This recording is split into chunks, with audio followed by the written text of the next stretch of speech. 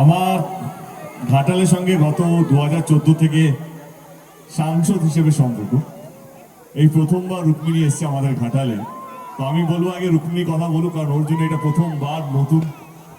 যেহেতু আমি তো এখানকারই ছেলে, এখন ওই হচ্ছে আমাদের চিফ গেস্ট, আমাদের অতিথি। তো আমি বলবো রুক্মিণী কিছু যদি, কেমন লাগছে ঘাটাল উৎসব, ঘাটালের মানুষ। ও আজ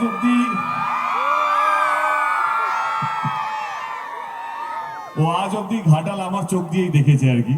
ঘাটালে এইটা, ঘাটালে ওইটা, এরকম হয়, মানুষ কত ভালো। তো আজকে ঘাটালে তোমার পূর্ণভাবে কি বলবো, মানুষের সঙ্গে আলাপ হচ্ছে, দেখা হচ্ছে, কেমন লাগছে ঘাটালে এসে? আমি খুব ভালো আছি। সাধারণত প্রথমে কোথাও গেলে প্রথম প্রশ্নটা যেটা আমি জিজ্ঞেস করি সেটা হলো কেমন আছো। কিন্তু কিন্তু ঘাটালের খবর আমি এতটাই রাখি যে আমাকে লোকেরা জিজ্ঞেস করে ঘাটাল কেমন আছে। একদমই তাই। তবুও অনেকদিন পর আমার কলকাতাতেও ফেরা, আমি বম্বেতে ছিলাম, তো তাই আর